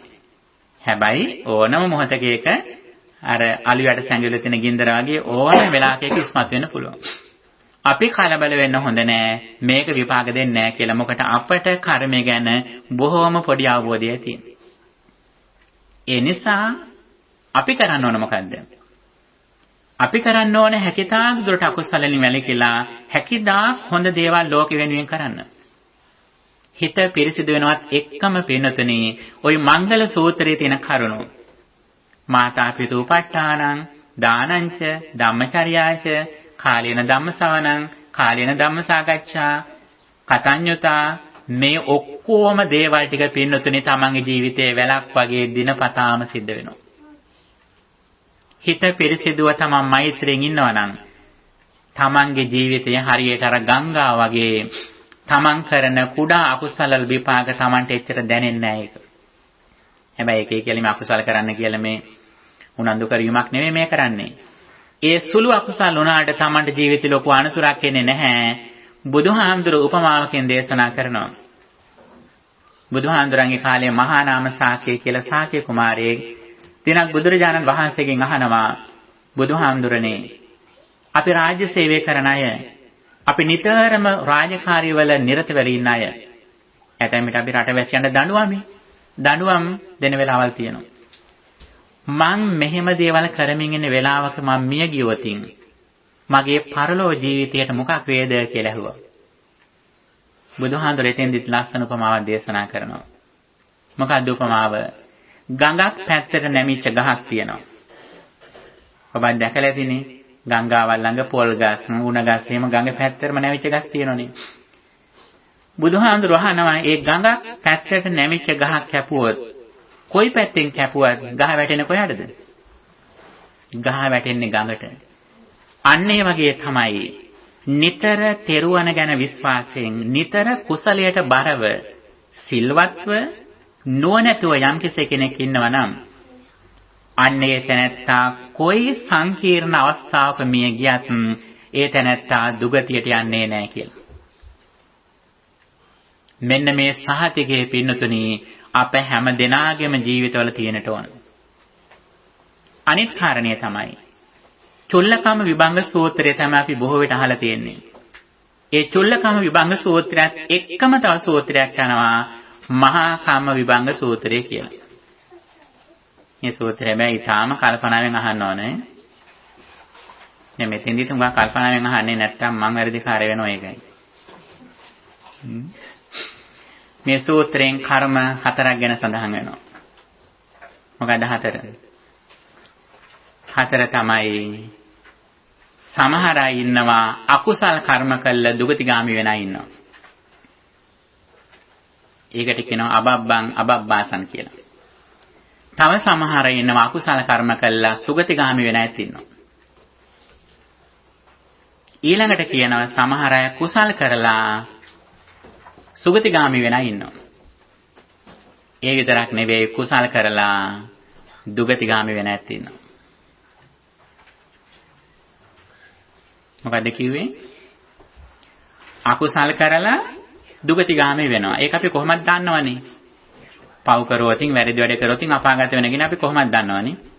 හැබැයි අකුසල් කරලා සුගතිගාමී වෙනවා කිව්වොත් අපි විශ්වාස කරනවද? අපි විශ්වාස කරන්නේ නැහනේ. නමුත් පින්නතුනේ එහෙම අවස්ථාවක් තියෙනවා. කොහොමද වෙන්නේ? අකුසල කරාට යා ජීවිත කාලෙමත් කරන්න පුළුවන් සමහරට. නමුත් අවසාන කාල පරිච්ඡේදයේ එයාගේ ජීවිතය සම්පූර්ණයෙන්ම වෙනස් කරගන්න. අකුසල නිසා සුගතිගාමි වෙන්නේ අකුසලයන් නවත්තලා ජීවිතයේ අන්තිම කාලයේ ප්‍රබල විදියට යා කුසල කරගන්නවා. එතකොට අර අකුසල වලට වඩා යාගේ කුසලය ප්‍රබලයි. කර්ම චක්‍රයට ධර්ම චක්‍රෙන් ජය ගන්න පුළුවන්. ඊටාම සරල උදාහරණයක් කිව්වොත් ඔබේ ගෙදර වත්තේ කොනක ඔබ කොළ ගොඩක් ගැහුවොතින් අවුරුද්දක් තිස්සේ ඔබ කොළ ගොඩක් ගැහුවොතින් කුණු රොඩු ගොඩක් ගැහුවොතින් ඒ කොළ ගොඩ අස් කරන්න ඔබට අවුරුද්දක් යනවද? ඒ අවුරුද්දක් තිස්සේ ඔබේ වත්තේ කෙළවරේ ගොඩ ගහපු ඒ කසල ගොඩ ඔබට අයින් කරන්න ඇතැම් විට පැය ගණන් යන්නේ. අන්න ඒ වගේම තමයි සමහර අයගේ ජීවිතවල අකුසල වෙලා තිබුණට ඊයට ඒව දුරු කරන්න එයාගේ ප්‍රඥාවෙන් ඉක්මනින්ම එයා දක්ෂ වෙනවා. හැබැයි ආනන්තරය කර්ම කළ තිබුණොත් ඒක නිවැරදි කරන්න බෑ. ආනන්තරය කර්ම හෝ නියත මිත්‍යා දෘෂ්ටිය කියන කාරණා 6ක් තියෙනවා. අන්න ඒ කාරණා 6 හැර අනිත් ඕනම කර්මයක් Tamanට යටපත් කරලා ජය ගන්න පුළුවන්. දුගතිය ජය ගන්නත් පුළුවන් විතරක් නෙවෙයි සුගතියටත් නොවන විදියට සම්පූර්ණයෙන්ම නිවනින්ම ජීවිත ජය ගන්න පුළුවන්. ඒකට හොඳම උදාහරණය අඟුලිමාල. අඟුලිමාල ජීවිත 100 ගණන් ඝාතනය කළා. ඔහු ඒ සියල්ලක්ම ඒ සියලු කර්ම චක්‍රයන් ධර්ම චක්‍රෙන් ජයගත්තා. හැබැයි ඔහු හුඟා බුද්ධිමත් කෙනෙක් වුණා. ඔහු ළඟ සුවච බව තිබුණා. ඔහු ළඟ අවංක බව තිබුණා. අවංක වෙන්න ඕන, කියන වචනට අහුම්කම් දෙන්න ඕන, බුද්ධිමත් වෙන්න ඕන. මේ තුන තියෙනවා නම් Tamanට ඕනම වෙලාවක ජීවිතයේ සියලුම අඩුපාඩුකම් ජයගෙන ආධ්‍යාත්මික වශයෙන් ඔබට ඉහළටම යන්න පුළුවන් මාර්ගයක් බුදුදහම තුල කියලා තියෙනවා. එතකොට අකුසල කරලා සුගතිගාමි වෙනවා කියන්නේ ඒකයි. අකුසල කරාට එයා අන්තිම මොහොත වෙනකම් අකුසල කරන්නේ නැහැ. මැරෙන්න පැයකට හරි කලින්, වරුවකට හරි කලින් අර සියල්ලම දේවල් නවත්තලා. සරකාණි කියලා කෙනෙක් හිටියේ බුදුහාමයන් කාලේ ඔබත් අහලා ඇති. ඔහු මේ යන්න අන්තිම දවස් වෙනකම් මත්පැන් පානය කර හිටියේ. හැබැයි මේ යන කලින් දවසේ හවසේ ඔක්කොම නැවැත්තුවා. රාත්‍රී බණ ඇහුවා. ඊළඟ දවසේ සෝවාන් වෙලා මිය ගියේ. ඒක හැබැයි වරදවා තේරුම් ගත්ත සමහර අය කියනවා බිබී ඉඳිද්දි සෝවාන් වුණා කියලා. එහෙම එකක් නෙවෙයි වුණේ. ඔහු සම්පූර්ණ මේක නවත්තරයි ඔහු ධර්මයට ආවේ. ඊට පස්සේ ඔහු සම්පූර්ණයෙන්ම නිවැරදි කරගෙන සෝවාන් මගින් ඒ අපාගත අකුසල කර්ම ටික සියල්ලක්ම ඔහු ජයගත්තා. ඊට පස්සේ කියවෙන කාරණේ තමයි කුසල කරලා සුගතිගාමි වෙනවා කියන කාරණේ. ඒක අපි දන්නවා. ඒක සරල දෙයක්. නමුත් පින්තුනි තේරුම් ගන්න අමාරු දේ කුසල් කරලා දුගතිගාමි වෙන අය තියෙනවා. කොහොමද ඒක වෙන්නේ? ඇතැම්මට ජීවිත කාලයක්ම හොඳ කර්ම කළා මෙයා තියෙන්නේ. නමුත් අන්තිම මොහොතේ මෙයා මිත්‍යා දෘෂ්ටියට වැටිලා එයාගේ අතින් බරපතල අකුසල ධර්ම කරගෙන එයා දුගතියට වැටෙනවා. ඇතැම්මට අපි දන්නේ එයා හොඳට හිටිය කාලය ගැන විතරයි. අපි දන්නේ එයා අන්තිම මොහොතේපත් වෙච්ච තත්ත්වය ගැන අපි අතෙමට දන්නේ නැහැ. උදාහරණයක් ඇටියට ගත්තොත් දේවදත්ත හාමුදුරුවෝ. දේවදත්ත හාමුදුරුවෝ මුලදී හුඟක් හිත දිනු කළ හිටිය කෙනෙක්. ධානා අභිඥා ලබාගෙන හිටියා. බුදුරජාණන් වහන්සේ දේවදත්ත හාමුදුරුවන් අගය කළා, ප්‍රශංසා කළා. එහෙමයි එච්චර කුසලයකට බරව හිටියේ මේ තැනැත්තා පසු කාලීනව සම්පූර්ණ පිරිහුණා. ආනන්තර කර්ම කරගත්තා. අන්තිමට දුගතිගාමීත්ව වෙන සිද්ධ වුණා. තාමත් යා නිරේ දුක් විඳිනවා. ඒ නිසා සමහර කුසල කළාට අන්තිම කාලේ යාගෙන් බරපතල වැරදි අකුසල් සිද්ධ වෙලා මතු ජීවිත දුගතිගාමී වෙනවා. මෙන්න මේකයි මෙතෙන්දි සඳහන් කළේ. බුදුරජාණන් වහන්සේ විශේෂයෙන්ම මේ කරුණු හතල උන්වහන්සේගේ ඥාණයෙන් දැනගත්තා. බුදුහාඳුරෝ කියන්නේ සාමාන්‍ය ලෝකයේ කෙනෙකුට කර්මය ගැන සාමාන්‍ය නිගමන දෙන්න බෑ කියලා. ඒ නිසා විශේෂයෙන් අපි සාමාන්‍ය ස්වාමින් වහන්සේ කෙනෙකුට තියා පිනතුනේ රහතන් වහන්සේ කෙනෙකුටවත් කෙනෙක්ගේ ඊළඟ ගතිය ගැන විශේෂ අභිඥාවක් නොතිබ්බොත් කියන්න අමාරුයි. ඒ නිසා අපි කෙනෙක් හැසිරෙන ආකාරය බලලා කෙනෙක්ගේට චරිත සහතික දෙන්න යන අපි ඉක්මන් වෙන්න හොඳ නැහැ. ඒ වගේම ඔබ දන්නවා බුදුරජාණන් වහන්සේගේ කාලේ හිටිය කෝසල මල්ලිකාව ගැන. කෝසල මල්ලිකාව කියන්නේ හුඟක් දාන ආදී පින් දහම කළා. ඒ විතරක් නෙවෙයි අසද්දෘශ්‍ය මහා දානෙට දායකත්වයෙන් දැක්වුවා. අසද්දෘශ්‍ය මහා දානය කියන්නේ මොකද්ද? එක සම්බුද්ධ ශාසනයක එකවරක් එක පුද්ගලයෙකුට විතරක් දෙන්න පුළුවන් දානයක්. ඒ වන විට ලෝකේ ඉන්න සියලුම ස්වාමින් වහන්සේලා එක රාශී කළා භික්ෂු භික්ෂුණී දෙපිරිසම බුදුහාමුදුරුවොත් එක්ක ඒ සියල්ලටම අවශ්‍ය කරන සියලුම දේවල් වලින් කරන දානය. ඒ දානය කවුද මේ ගෞතම සම්බුද්ධ ශාසනය පරිත්‍යාග කළේ? කොසල් රජතුමා. කොසල් රජතුමා මේක දෙනකොට කෝසල මල්ලිකාවත් මේකට උදව් කළා. නමුත් පින්නතුනි බලන්න මේ තරම් මහා දානයක් දෙන උදව් කරපු කෝසල මල්ලිකාවටවත් සුගතිගාමි වෙන එක ලේසි වුණේ නැහැ. ඇය ටික දිනකට හරියට දුගතිගාමි වෙන්න වුණා. කෝසල මල්ලිකාව මේ ගියාට පස්සේ දින 7ක්ම කොසල් රජතුමා ආව බුදුහාමුදුරුව හමු වෙන්න කෝසල මල්ලිකාව දැන් කොහෙද ඉපදිලා ඉන්නේ කියලා බලාගන්න. බුදුහාමුදුරුව මොකද කළේ? 7 දවසේම අදිස්ථාන කළා රජතුමාට මේක අමතක වෙන්න කියලා. මේ ප්‍රශ්නේ අහන්න අමතක වෙන්න කියලා අදිස්ථාන කළ බුදුහාමුදුරුව. 7 දවසේ මහාන වැරුව ගියා. ඊට පස්සේ 8 වෙනි දවසේ උන්ට බුදුහාමුදුරුවෝ ඊර්දී අයින් කළා. ඊට පස්සේ ආවා. ඊට පස්සේ කිව්වා දැන් හොඳ තැනක ඉන්නවා කියලා. එයා දවස් 7කට දුගතිගාමී වුණා. පින්නතුනි මෙන්න මේ වගේ සිද්ධීන් ධර්මයේ තුල තියෙනවා. ඒ නිසා සසර කියන එක පින්නතුනි සරල දෙයක් නෙවෙයි. බුදුහාමුදුරුවෝ සම්බුද්ධත්වයට පත් වෙච්ච මොහොතේම උන්වහන්සේගේ ඥාණයෙන් සුවිශේෂී කාරණයක් බැලුවා. මොකද්ද ඒ තමයි මේ මැරෙන සත්‍යයන් නැවත කොහෙද ඉපදෙන්නේ කියලා. බුදුහාමුදුරුවෝ දැක්කා මේ මරණයටපත් වෙන බොහෝ දෙනෙක් නැවත ඉපදෙන්නේ කොහෙද? දුගතිගාමී වෙලා ඉපදෙන්නේ. මනුස්ස ලෝකයෙන් පල්ලෙහාට යන්නේ. ඇයි පින්නතුනේ පල්ලෙහාට යන හේතුව? ඒ මනුස්ස ලෝකයෙන් පල්ලෙහාට යන්න තියෙන ප්‍රධානතම හේතුවක් තමයි තමන්ගේම ඥාතීන්ට දේපල වලට තියෙන ආසාව. දැඩි ලෝභය අවසාන මොහොතේදී ඒක හිත හදාගන්න බැරුව ඒ දේවල් වලටම ආසාවෙන් මිය ගිහිල්ලා ඒ තැන් වලටම අධිග්‍රහිතව ප්‍රේතයන් භූතයන් වල ඉපදෙන බොහෝ දෙනෙක්. මෙන්න මේ අනතුර බුදුහාමුදුරුවෝ දැක්කා. අන්න ඒක දැකලා ඊටාම කරුණාවෙන් ධර්ම දේශනා කළේ මෙන්න මේ අනුතරින් වැළකෙන්න කියලා. ඒ විතරක් නෙවෙයි මරණාසන්න බොහෝ දෙනෙක් ළඟට ගිහිල්ලා එහෙම දුගතිගාමි වෙන්නයි මුණ ගැහෙන්න පුළුවන් තැන් වලට ගිහිල්ලා බුදුහාඳුරේ බොහෝ දෙනෙකුට උදව් කළා සුගතිගාමි වෙන්න. මේක තමයි බුදුදහමෙන් කරන ප්‍රධානතම මඟ පෙන්වීම. මරණාසන්න මොහොතේ සුගතිගාමි වීම හෝ ඊළඟාත්ම භාවයේ හොඳ තැනකට යන විතරක් නෙවෙයි පින්තුනි. අපේ ජීවිත කාලයම අපි ලස්සනට ගත කරන්නට ඕන. අපට මේ ලැබුණේ ඊටාම සස්ත්‍රීක කාලයක්. සම්මා සම්බුද්ධ ශාසනයක් අපට ලැබුණේ පින්තුනි. අපට ලෝකේ ඉහළටම හිත දිනු කරන ලස්සනට මාර්ගය බුදුරජාණන් වහන්සේ දේශනා කළා තියෙනවා. අපේ හිත අපිරිසිදු වුණොත් අපට දුක් විඳින වෙනවා. කුසල කරෝතින් තමන්ගේ පරිසරය ලස්සන කරගන්න පුළුවන්. ප්‍රඥාව වැඩුවොතින් කෙලින්ම අභ්‍යන්තරයෙන්ම තමන්ට හික්මෙන්න පුළුවන්. ආරම්භක පියවරේදී කරන්නේ හිත පිරිසිදුව තියාගෙන දාන සීල භාවනා කියන ත්‍රිවිධ පුණ්‍ය ක්‍රියා කරනවා. ගැඹුරට යනකොට මොකද කරන්නේ? මේ දුකේ හට ගැනීම නිරුද්ධ වීම බලලා ඍජුවම ඇස අනිත්‍යයි රූපය අනිත්‍යයි කියලා හැම මොහොතෙම උපරිම ලෙස සතර සතිපට්ඨානය තුල කාලය ගත කරනවා.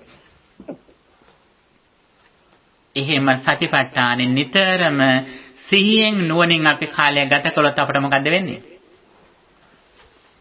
ඇහැට රූපයක් දකින්නකොටම රූපය හඳුනා ගන්න පුළුවන්. හැබැයි එයා අභ්‍යන්තරය දිහා බලන්නේ. තමන්ගේ හිතට දැන් මොකද වෙන්නේ කියලා බලන්නේ. එයා දන්නවා ඇහෙන් රූපය දකින්නකොට මුල් එක්ස්පීරියන්ස් එක නිරුද්ධ වෙලා කියලා දකිනවා. දැන් අපට තියෙන්නේ ඒක දකින්න දක්ෂතාවය නැතිකම. අපි රූපය දැක්ක ගමන්ම ඒ රූපය තුල අපේ හිත බැස ගන්නවා. අපිට පස්සෙවත් තේරෙන්නේ නැහැ තමන් මේ මුලාවක ඉන්නේ කියලා. අපිට දැන් මොකක් හරි මතක් වෙනවා කියමු. ඔබට කවුරු හරි බැනපු කෙනෙක් උදව් කරපු කෙනෙක් මතක් කරගන්න බලන්න. මතක් වෙනකොට මොකද්ද වෙන්නේ? බැනපු කෙනෙක් නම් හිත ඇතැම් විට දුකටපත් වෙනවා, තරහ යනවා. උදව් කරපු කෙනෙක් නම් සතුටු වෙනවනේ. මොකද ඇත්තටම වෙන්නේ අපිට මේ මොහොතේ? ඒ මොහොතේ අපි අර සිද්ධිය හිතලා සම්පූර්ණයෙන්ම අපි ඒ සිද්ධිය තුළ ජීවත් වෙනවා. ඔබේ මිය ගිහපු ඥාතිවරයෙක් ගැන කල්පනා කරලා බලන්න. කල්පනා කරනකොටම ඔබට ඇත්තටම මතක් වෙන්නේ මොකද්ද? ඒ ඥාතිය දැන් ඉන තත්වේද? ඔබට මතක් වෙන්නේ ඔබ ඒ ඥාතිය අන්තිමටම දැකපු. එහෙම නැත්නම් අන්තිමට මේ ඥාතිය ගැන අහපු කාරණයක් තමයි ඔබට ඒ මොහොතේ මතක් වෙන්නේ. ඇත්තටම දැන් ඉන තත්වේ නෙවෙයි. දැන් ඔබ ආපු ගෙදර ගැන මතක් කරගන්න. ඔබට දැන් මතක් වෙන්නේ මොන ගෙදරද? ඔබ අන්තිමටම අත්හැරලා ආපු ගෙදර තමයි මතක් වෙන්නේ. දැන් තියෙන ගෙදරද? දැන් තියෙන ගෙදර ඔබට මතක් වෙනවා නම් දැන් ගෙදර ඉස්සරහා කවුද ඉන්නේ? ගෙදර ලයිට්ස් දාලාද, ගේට්ටු ඇරලාද වහලාද කියලා දැන් ඔබට කියන්න පුළුවන් වෙනවා. ඇත්තටම දැන් මතක් කරන්නේ දැන් තියෙන ගෙදර නෙවෙයි. Taman අන්තිමටම දැකපු වහපු ගෙදර තමයි ඔබ මනසින් හිතන්නේ. ඒ වෙලාවේ ඔබ ඔබගේම මයින්ඩ් එක ඔබ රීඩ් කරනවා. මෙන්න මේ අවබෝධයට හරියට හිත තිබ්බොතින් ඒ මොහොතේම අපට දුකෙන් නිදහස් වෙන්න පුළුවන්. ඒ විතරක් නෙවෙයි.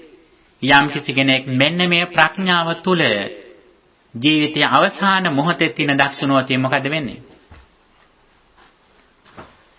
ජීවිතයේ මරණාසන්න මොහොතේ එන ඔබේ හිතට එන සිතුවිල්ල ඔබේ දරුවා ගැන සිහි වෙන්න පුළුවන්, අම්මා ගැන සිහි වෙන්න පුළුවන්, රැකියාව ගැන සිහි වෙන්න පුළුවන්, බැංකු පොත ගැන සිහි වෙන්න පුළුවන්, ගෙදර ඉඩමේ තියෙන වටිනාකම මතක් වෙන්න පුළුවන්. අන්තිම මොහොතේ මතක් වෙනවනේ නේ. ඒක මතක් වෙනකොටම ඔබ දක්ෂුණුවතින් මේ තමන්ගේ සිතුවිල්ලක් මේ මොහොතේ තමන් ඇති කරගෙන මේක තමන් මේ හිතන්නේ කියලා හරියට ඒ මොහොතේ ප්‍රඥාව හිටියොත් මොකද වෙන්නේ? අපේ මරණයත් ඒ වගේම නිවනත් පරිනිර්වාණයත් කියන මේ තුනම එකම මොහොතේ සිද්ධ වෙනවා. ආයි නැවත සුගතිගාමී තැනට යන්නවත් හිත පිහිටන්නේ නැහැ.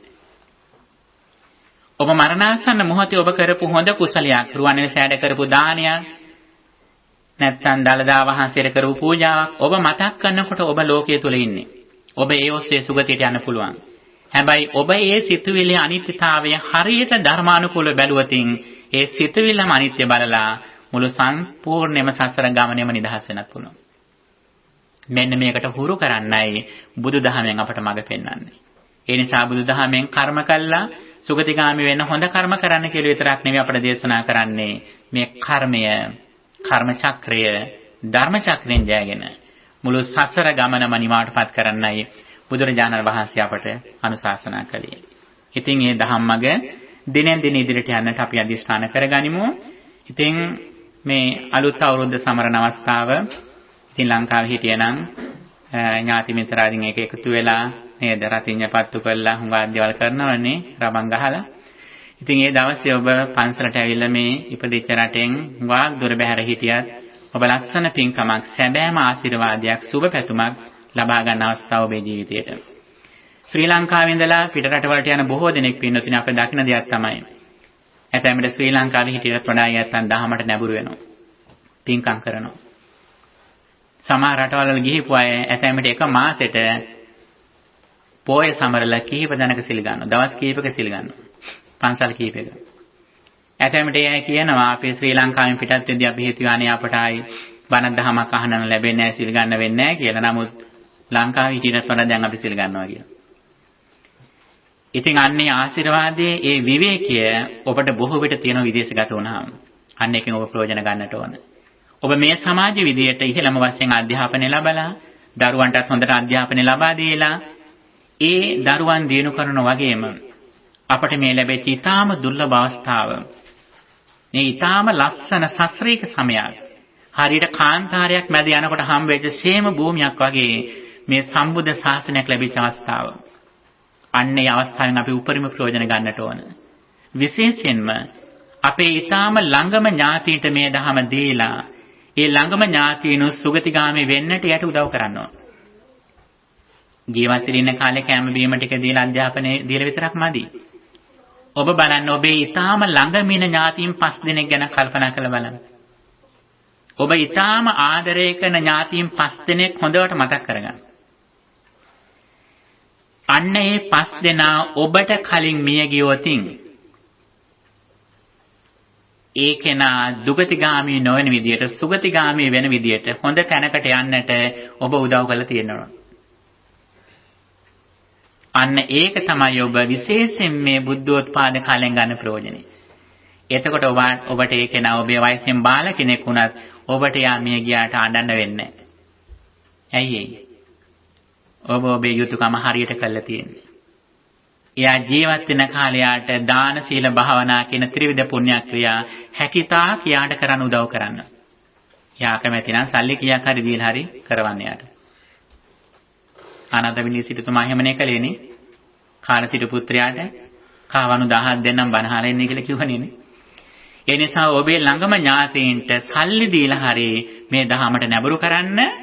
එහෙම වුණොත් ඔබට ඒ අය මිය ගිහපු දවසට ඔබට පොඩ්ඩක්වත් දුක් වෙන හේතුවක් නැහැ. ඇයි ඒ? ඒ මිය ගිහිලේ තැනැත්තාගේ මෘත ශරීරය ඔබ දකිනකොට ඒ තැනැත්තා කොහෙද ඉපදිලින්නේ? ඒ තැනැත්තා හිටපු තැනට වඩා හොඳ සුගතියකේ තැනැත්තා ඉපදිලා හොඳ සැප විඳිනවා. අන්න ඒ මට්ටමට ඔබ උදව් කරන්න ඕන. ඔබේ අම්මට තාත්තට විතරක් නෙවෙයි. ඔබේ දරුවන්ටත් මේ උදව් කරන්න ඕන. ඇයි ඒ? අපි දන්නේ නැතැම් විට අපට කලින් දරුවෝ ජීවිතයෙන් සමුගන්න පුළුවන්. එයාගේ ජීවිතය අවශ්‍ය ගැන අපිට හරියට ගැරන්ටියක් තියන්න බෑ.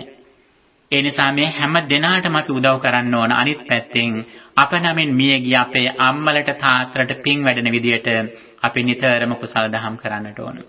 ඉතින් ඒ සඳහා ඔබට ශක්තිය, ධෛර්යය, වාසනාව ලැබේවා කියලා අපි ප්‍රාර්ථනා කරනවා. ඉතින් ඔබට දීපු මේ අත්පත්‍රිකාවේ අද දේශනාවට සම්බන්ධ හුඟක් කරුණු ඇතුළත් වෙනවා. ඉතින් ඔබට ඒක පස්සේ කියවලා තවදුරටත් තේරුම් ගන්න පුළුවන්. අද අපි මේ ධර්ම දේශනාවට සමගාමීව සෙත් පිරිත් සජ්ජහානත් පවත්වනවා. ලැබුවා වූ අලුත් අවුරුද්දට ආශිර්වාද වෙන්නට සියලු දෙනාටම සෙත් පැතීමක් වශයෙන්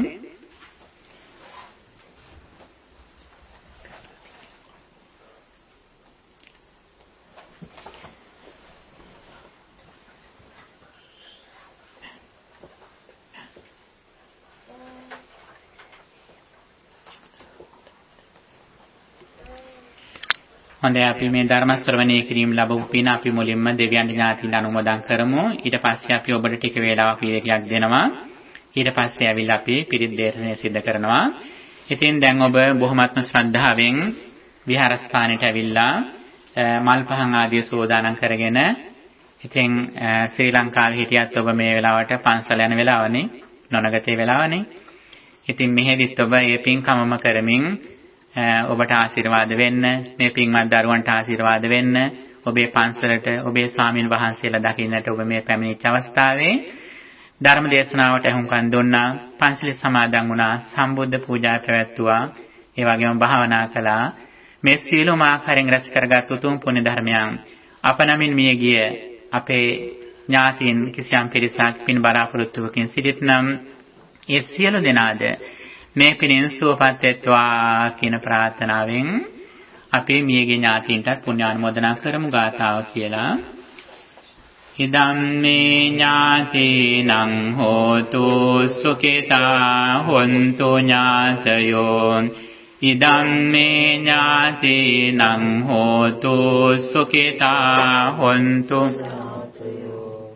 ඉදම් මේ ඥාතීනං හෝතු සුඛිතා හොන්තු ඥාතයෝ.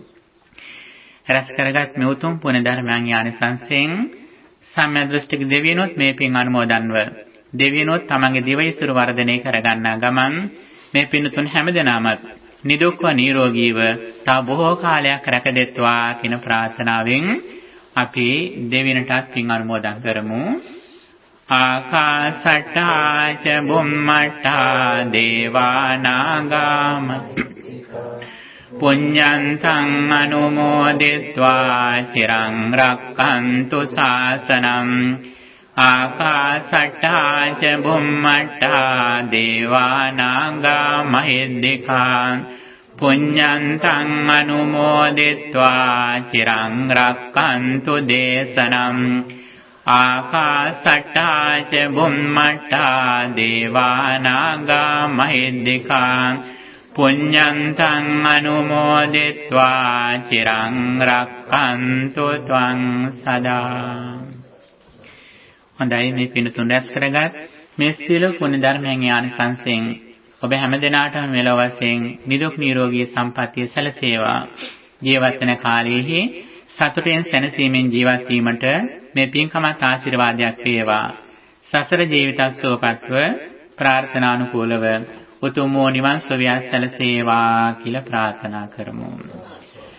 දුක්ඛම් පන්තාච නිදුක්ඛං භයං පන්තාච නිබ්බයං සෝකම් පන්තාච නිස්සෝකං හොන්තු සම්දේ පිපානිනෝ. දුකින් පෙළෙන සත් දුකින් මිදෙත්වා බියෙන් පෙළෙන සත් බිය නැති වෙත්වා. සොරින් තැවෙන සත් සොම්නස් වෙත්වා. නිතින් මේ හැම සත් සුවපත් වෙත්වා. හැම දිනාටම තෙරුවන් සරණයි.